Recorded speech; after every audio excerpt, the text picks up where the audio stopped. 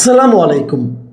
প্রিয় দর্শক, আপনাদের নিশ্চয়ই মনে আছে এবছরের 17 ফেব্রুয়ারি তারেক রহমানের সরকার দায়িত্ব গ্রহণ করেছিল। মানে 12ই ফেব্রুয়ারি নির্বাচন হয়েছিল, তাদের বিজয় হলো, তারপর শপথ গ্রহণ সব মিলিয়ে 17 তারিখে দায়িত্ব হস্তান্তর হলো। সেভাবে হিসেব করলে আজ 16 আগস্ট, 180 দিন পার হয়ে আরও একদিন হয়ে গেছে। মানে আজকে 181তম দিন চলছে। এবং আমরা জেনেছিলাম, তখন তারেক রহমান সাহেব নিজেই ঘোষণা করেছিলেন, উনি 180 দিনের একটা লক্ষ্যমাত্রা নির্ধারণ করেছিলেন যে 180 দিনে তিনি কিছু করে দেখাবেন। এবং আমরাও মনে করি যে হয়তো খুব শিগগিরই উনি একটা জনগণের সামনে আসবেন, একটা প্রেস ব্রিফিং করবেন, অথবা প্রেস কনফারেন্স করবেন, অথবা জাতীয় উদ্দেশ্যে ভাষণ দিবেন, কিছু একটা করবেন, করে উনি জানাবেন যে এই 180 দিনে উনি কি কি করতে চেয়েছিলেন এবং কি কি করতে পেরেছেন। আমরা প্রত্যাশা করব যে উনি বলবেন এই 180 দিনে তার সরকারের কি রিপোর্ট কার্ড, এটা আমরা একটু দেখতে চাই যে কোন কোন ক্ষেত্রে উনি ভালো করেছেন, কোন কোন ক্ষেত্রে উনি খারাপ করেছেন, কোন কোন ক্ষেত্রে ভালো করার জন্য কাদেরকে উনি প্রশংসা করবেন এবং কারা খারাপ করেছেন তাদেরকে উনি নিন্দা করবেন অথবা তাদের দায়িত্ব থেকে সরিয়ে দিবেন। আমরা আশা করব যে উনি সবচেয়ে কম ভালো যারা করেছেন অথবা যারা খারাপ করেছেন, যাদের নিয়ে সমালোচনা হয়েছে, যাদের ব্যাপারে সাধারণ মানুষের মধ্যে এক ধরনের রিজার্ভেশন তৈরি হয়েছে, তাদেরকে উনি দায়িত্ব থেকে সরিয়ে দেবেন। অনেক বড় দল, অনেক নেতা আছে এই দলে। এমপি সাহেব আছেন প্রায় 9 জন তো নির্বাচিতই হয়েছেন, তারপরে আরও আছে 35-36 জন যা নাকি নারী নেতৃত্ব এসেছেন। কাজে অনেক নেতাও আছেন। আপনি নিঃসন্দেহে ঘুরিয়ে ঘুরিয়ে অন্য কাউকে দিয়ে ট্রাই করতে পারেন। যদি এটা আপনি করেন, আমি মনে করি আপনার মন্ত্রিসভার উপর আপনার একটা নিয়ন্ত্রণ প্রতিষ্ঠা হবে। নয়তো তারা মনে করবে এই যে এই লোক তো কিছু বলে না, আমি ভালো করি আর বন্ধ করি, কেউ কিছু বলে না, এটা কিন্তু আসবে। কাজেই আমরা আশা করব 2-1 দিনের মধ্যেই ওনার কাছ থেকে সেই ধরনের একটা রেসপন্স পাওয়ার। এবং আমি আসলে আশা করেছিলাম যে উনি হয়তো এই প্রস্তুতিটা আর একটু আগে নেবেন এবং 180তম দিন পার হওয়ার পরেই উনি জনগণের সামনে আসবেন। কিন্তু এখন মনে হচ্ছে যে উনি একটু দেরি করছেন, মানে হয়তো সেভাবে প্রস্তুতিটা ছিল না, হয়তো সেভাবে চিন্তা করেননি। তবে এই চিন্তা না করাটাও, ঠিক সময়ে প্রকাশিত করা না করাটাও, এটাও আমি মনে করি যে এটা খুব একটা ভালো উদাহরণ তৈরি হলো না। যাই হোক, তারপরও আমরা আশা করব যে উনি খুব শিগগিরই একটা কিছু বিশ্লেষণ দেবেন।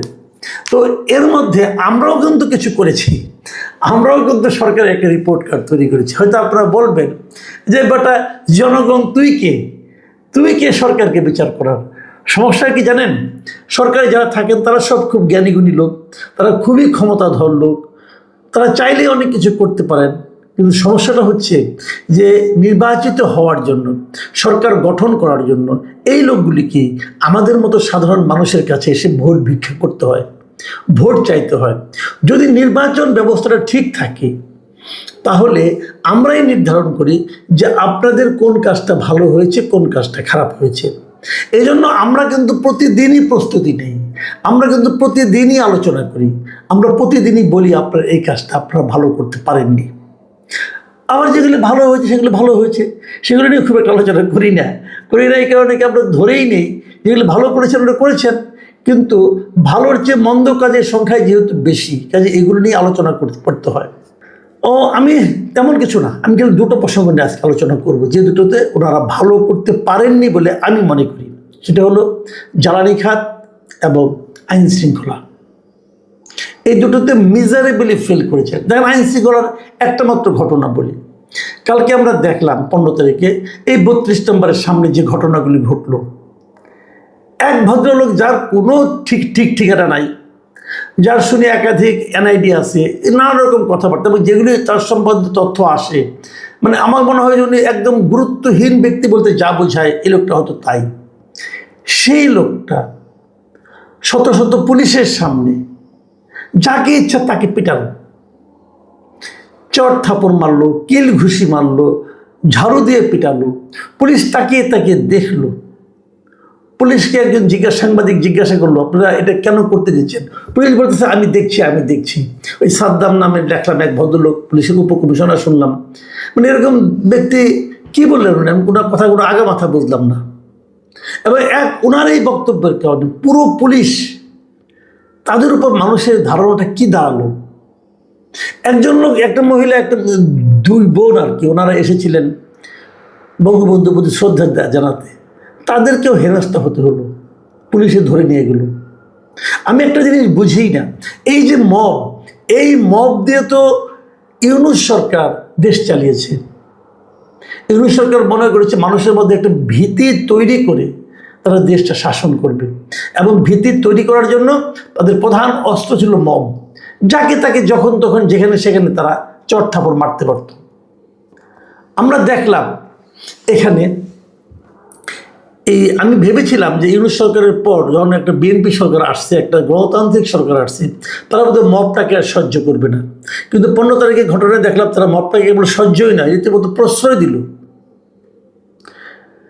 মানে এইভাবে যদি চলতে থাকে তাহলে আইন শৃঙ্খলার প্রতি মানুষের একদম শ্রদ্ধা থাকবে, এবং আইন শৃঙ্খলা রক্ষাকারী যে বাহিনী, তাদেরকে যারা চালায়, যে স্বরাষ্ট্র মন্ত্রণালয়, তার উপর কোনো ভরসা থাকবে মানুষের। এই মবটা কিন্তু আজকে থেকে না, আরও মানে এই সরকার আসার পরে তারা মবের রাশি টানতে পারেনি। এটি মিজারেবলি ফেল করেছে এই জায়গাটা। দ্বিতীয় যে জায়গাটা ফেল করেছে এই গভর্নমেন্ট, সেটা হলো জ্বালানি, মানে জ্বালানি, বিদ্যুৎ, এই দুটো ক্ষেত্রে। আমরা দেখেছি দুদিন আগে এই জ্বালানি এবং বিদ্যুৎ মন্ত্রী তিনি বলেছেন যে ওনার অপেক্ষা করা ছাড়া আর কোনো উপায় নাই, বরঞ্চ এখন লোড ম্যানেজমেন্ট ওনাকে করতে হবে, লোডশেডিংটা করে ম্যানেজমেন্ট করবেন। আমি প্রস্তাব দিয়েছিলাম, আপনি লোডশেডিং ম্যানেজমেন্ট করেন, কৃষককে যতক্ষণ বিদ্যুতের না দিয়ে অন্ধকারে রাখবেন, ঠিক ততক্ষণ আপনাদের মন্ত্রী পাড়ায়, মন্ত্রীদের ঘরে এবং সচিব, মন্ত্রী, আমলাদের ঘরে আপনি বিদ্যুৎবিহীন অবস্থায় রাখেন। যদি সেটা করতে পারেন, সেটাই হবে ম্যানেজমেন্ট। আর যদি আপনি ম্যানেজমেন্টের নামে নিজেদেরকে 24 ঘন্টা বিদ্যুতায়িত রাখেন, মানে বিদ্যুৎ সংযোগ দিয়ে রাখেন, এবং কৃষককে 12 ঘন্টা 13 ঘন্টা আপনি বিদ্যুৎ ছাড়া রাখেন, সেটা কিন্তু আর ম্যানেজমেন্ট বলবে না, সেটাকে লোকে বলবে যে একচোখা নীতি এবং জনবিচ্ছিন্নতা, জনগণকে গুরুত্ব না দেওয়া, লোকে এটা বলবে। আমি কালকেই দেখলাম যে বিদ্যুৎ মন্ত্রী যে কথাগুলি বলেছেন, যে কারণে উনি বিদ্যুৎ দিতে পারছেন না, সেই কারণগুলি সম্ভবত উনি প্রধানমন্ত্রীকে কনভিন্স করতে পেরেছেন, এবং প্রধানমন্ত্রী হয়তো ওনাকে বিশ্বাস করেছেন। আমরা ছোটোবেলায় কিছু ঘটনা বলি, ছোটোবেলায় যখন পরীক্ষায় খারাপ করতাম না, বাসায় আসলে পরে বাবা মা ধরতো যে তো পরীক্ষায় খারাপ হলো, আমরা নানা রকম অজুহাত দিতাম, বলতাম কি যে এই স্যার তো আমাদের সিলেবাসের বাইরে থেকে প্রশ্ন করছে, মানে আমাদের যেগুলি পড়িয়েছিল তার বাইরে থেকে প্রশ্ন করছে, এই জন্য পারিনি, অজুহাত দিয়ে দিলাম একটা। আবার অন্য একটা অজুহাত দিতাম যে স্যার ইচ্ছা করে প্রশ্নটাকে ঘুরিয়ে দিয়েছে, এই জন্য আমরা পারি নাই। তো কোনো বাবা মা সেটাকে মেনে নিত, বলতে হ্যাঁ আমার ছেলে তো ঠিকই বলেছে, কেন স্যার এরকম করলো। কিন্তু আবার কোনো বাবা মা, বিশেষ করে আমি আমার বাবা মার কথা বলতে পারি, আমার বাবা খালি একটা কথাই বলতো যে তুই যে রেজাল্ট, তুই যে প্রশ্নের উত্তর মানে ভালো করতে পারস, তুই যে কম নাম্বার পেয়েছ, তোর ক্লাসের সবাইকে কম নাম্বার পেয়েছে, ওই জায়গায় যে কিন্তু আমরা ধরা খাই যেতাম। তা আমরা বলতে পারতাম না, আব্বা বলতেন যে যদি প্রশ্নটাই ঘুরিয়ে দিবে তাহলে সবারই পরীক্ষা খারাপ হতে পারে, যদি সিলেবাসের বাইরের থেকে প্রশ্ন হয় তাহলে সবারই পরীক্ষা খারাপ হবে, কেউ ভালো করলো তুমি খারাপ করলা, এটা তো ভাই অজুহাত হলো। তো আমি এই কথাটা বললাম এই কারণে যে বাবারা বিশ্বাস করবে, সে বাবারা কিন্তু আসলে প্রতারিত হবে নিজের সন্তানের কাছে। আমাদের প্রধানমন্ত্রী যদি বিশ্বাস করেন যে এটা সে সম্ভব না, তাহলে আমি বলবো উনি প্রতারিত হয়েছেন ওনার মন্ত্রীর কাছে। আপনি আমাকে একটা কথা বলেন, পৃথিবীর অবস্থা কি খুব ভালো সবসময় ছিল, খালি এই বছরই খারাপ হলো? আগে কোনো যুদ্ধ হয়নি, আগে তেলের ক্রাইসিস হয়নি, আগে গ্যাসের ক্রাইসিস হয়নি, ম্যানেজমেন্টের ব্যাপার। আচ্ছা, আমাকে ওই দিন একজন বলছিল যে অগাস্ট মাস তো খুব চাহিদা একটু বেশি থাকে, তাই আমি ওনাকে বললাম ভাই অগাস্ট মাস কি একমাত্র এই বছরই আসছে? গত বছর অগাস্ট মাস ছিল না? গত বছরকে সূর্য অনেক গরম দেয়নি আমাদেরকে? তার আগের বছর আপনি বলেন না যে গত 10 বছর, গত 15 বছরের মধ্যে এই ধরনের ক্রাইসিস হয়েছে কিনা? তো এটা কি বিএনপি সরকারকে ব্যর্থ করার জন্য আন্তর্জাতিক ষড়যন্ত্র চলছে? আমি জানি না, আমি কিন্তু অত এক্সপার্ট না, আমি সাধারণ মানুষ, আমি সাধারণ মানুষের প্রশ্নটাই করছি। একটা সিএনজি চালক, থ্রি হুইলার যারা চালায়, তাদের কাছে যে জিজ্ঞাসা করেন গ্যাসের কি অবস্থা, তারা কিভাবে গালাগালি করে শুনেন একটু। আমি মাননীয় প্রধানমন্ত্রীকে বলবো যে আপনি আপনার লোকজনকে পাঠিয়ে বলেন যে ওই গালাগালিগুলো রেকর্ড করে নিয়ে আসো, আমি একটু শুনি, দেখি আমার সহ্য ক্ষমতা কি পরিমাণ। একটু বলেন না ভাই, আপনি তো খালি স্তুতি শুনছেন, আপনি কেবল অজুহাত শুনছেন। স্তুতি এবং অজুহাতে বিশ্বাস করবেন না প্লিজ, তাহলে প্রকৃত সত্য থেকে আপনি দূরে সরে যাবেন।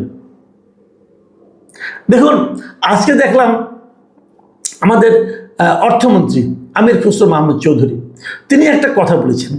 আমি একটা নিউজ বলি, উনি কী বলেছেন। নিউজটা হলো, আমাদের হাতে কোনো জাদু নেই, সময় লাগবে 2 বছর। গ্যাস সংকট নিয়ে অর্থমন্ত্রী, ভেতরে আর পড়ার রুচি নাই। আমি শিরোনামটা পড়লাম, এটা মানব জমিন পত্রিকার শিরোনাম। মানে উনি বলতে চাচ্ছেন যে 2 বছর সময় লাগবে, আমার হাতে কোনো জাদু নাই। তো জাদু নাই, তাহলে মঞ্চে উঠেছেন কেন? ওটা তো জাদু দেখানোর মঞ্চ, ওখানে গিয়েছেন কেন আপনি? আপনার উপর ভরসা করে তো আপনাকে ওখানে পাঠিয়েছে, আপনি পারবেন, আপনি তো পারেন নাই। কেন পারেন নাই এই কাহিনী ভাই আমাকে শোনায়েন না। আপনি দায়িত্ব নিয়েছেন, আপনি কিভাবে পারবেন, কিভাবে পারা সম্ভব, এটা আপনাকে উদ্ভাবন করতে হবে, আপনাকে খুঁজে বের করতে হবে। আপনি 2 বছর বললেন, 2 বছরকে দেশের মানুষ না খেয়ে থাকবে, 2 বছরকে দেশের মানুষ গ্যাস চালাবে না, 2 বছর দেশের মানুষের গ্যাস লাগবে না। কোনো সরকারের লোক, কোনো মন্ত্রী যদি এইভাবে কথা বলে, তার মন্ত্রিত্বে থাকার আর বিন্দুমাত্র নৈতিক অধিকার নাই। আপনি পারছেন না, আপনার সমস্যা। পৃথিবীর অন্য কোনো দেশের মন্ত্রী এরকমভাবে কথা বলে কিনা একবার দেখে আসুন। না পারা কোনো বাহাদুরি নয়, না পারা লজ্জার, না পারা ব্যর্থতার, না পারা অপমানের, এবং সেটা ব্যক্তি জীবনেই এইগুলি। আর যখন সমষ্টিগত জীবনটা আপনার উপর নির্ভর করে, তখন আপনার ওই পদে থাকার আর কোনো অধিকার নেই। এই সহজ জিনিসটা বোঝার মতো বয়স এবং বুদ্ধি আপনার আছে, এই বিশ্বাস করেই তো আপনাকে ভোট দিয়েছিলাম। এই কথা শোনার জন্য ভোট দেইনি ভাই। প্রধানমন্ত্রী একটা ভালো কথা বলেছেন, আমি ওনাকে ধন্যবাদ দিচ্ছি। উনি বলেছেন এই যে সংকটটা আমাদের আছে, এই সংকটটার কোনো বিকল্প যদি সমাধান থাকে তাহলে আপনারা আসুন। দেখুন প্রধানমন্ত্রী কি গতকালকে উনি বলেছেন এই কথাটা, যে দেশের বিদ্যুৎ ও গ্যাস সংকট সমাধানে অন্য রাজনৈতিক দল সরকারের চেয়ে ভালো পরিকল্পনা দিলে তাদের পরিকল্পনা গ্রহণ করা হবে এবং বাস্তবায়নও করা হবে। তারপরে আরেকটা লাইন বলেছেন যে কেবল জনগণকে বিভ্রান্ত করতে, অপপ্রচার ছড়ালে জনগণের কাছেই তাদের ক্ষমা চাইতে হবে। খুব ভালো কথা বলছেন আপনি, আমার খুব পছন্দ হয়েছে। তারও আগে দেখলাম আপনি বিদ্যুৎ সংকটের জন্য জনগণের কাছে ক্ষমা চেয়েছেন, ওটাও আমার কাছে ভালো লেগেছে।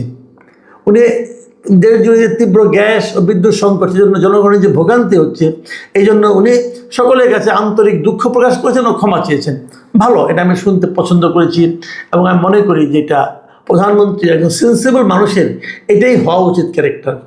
তারপরে উনি যে মানে বিরোধী দলের কাছে যে পরামর্শ চাইলেন যে আপনারা যদি আমাদের চেয়ে ভালো করতে পারেন, ভালো কোনো পরামর্শ থাকে আমাদের কাছে নিয়ে আসেন, এটাও আমার কাছে ভালো লাগছে। কিন্তু সম্পূর্ণ না, এটা নিয়ে একটু বলি 2-1টা লাইন। সেই লাইনটা হলো, আমরা মাঝখানে শুনেছিলাম যে বিরোধী দল নাকি, বিরোধী জোটে তারা নাকি একটা নাকি ছায়া মন্ত্রিসভা করবে, সেটা হয় নাই। তাদেরকে জিজ্ঞাসা করতে চাই, আপনাদের ছায়া মন্ত্রিসভার জ্বালানি মন্ত্রী কে? তার কাছ থেকে একটা পরামর্শ আমরা চাইতেই পারি। কিন্তু তারও চেয়ে বড় কথা, প্রধানমন্ত্রী যে কথাটা বলেছেন, হয়তো এতে কেউ আসবে না, অথবা আসবে কিনা আমি জানি না, আসলে আসতেও পারে। এর জন্য তো অপেক্ষা করার কোনো প্রয়োজন নাই। এটা বলে হয়তো আপনি বিরোধী দলকে জব্দ করেছেন, কিন্তু জনগণের ভোগান্তি কি এতে কমবে? এই কথাটা বলেন, তা তো কমবে না। আপনাকে তো জনগণের ভোগান্তি কমানোর ব্যবস্থা করতে হবে। আপনি বলছেন যে করার কোনো পথ নাই, আপনি সবাইকে ডাকেন, দেশের যত এক্সপার্ট আছে সব এক্সপার্টদের ডাকেন, আপনি চামচাদের বাদ দেন। চামচারা পারে নাই, চামচাদেরকে বলেন তোমরা আপাতত একটু দূরে থাকো, আমি অন্য অন্য এক্সপার্টদের ডাকি। এমনকি অন্তর্বর্তীকালীন সরকারে যারা ছিল এক্সপার্ট তাদেরকে ডাকেন, এমনকি প্রয়োজনে আওয়ামী লীগ আমলে যারা ছিল তাদেরকে ডাকেন। কারণ ডাকবেন এই কারণে যে ওরা কিন্তু ভালো চালিয়েছে, অন্তর্বর্তীকালীন সরকারও ভালো চালিয়েছে। ডাকেন না, ডাকলে অসুবিধা নাই, তাদের কাছ থেকে পরামর্শটা নেন। আপনি যদি মব দিয়ে সবাইকে ওই ওরকম জুলফিওয়ালা বাপিওয়ালা লোক দিয়ে মানুষজনকে পিটিয়ে মানুষের মধ্যে আতঙ্ক তৈরি করেন, তাতে আপনার দেশের মানুষের ভোগান্তি থেকে মুক্তি দেওয়ার যে পদ্ধতি, সেই পদ্ধতি আবিষ্কৃত হবে না। আমি অনুরোধ করবো সবাইকে ডাকেন, ডেকে কথা বলেন, যারা এক্সপার্ট বিভিন্ন দল মতো নির্বিশেষে বলেন যে যারা আছেন এক্সপার্ট সবাই আসেন।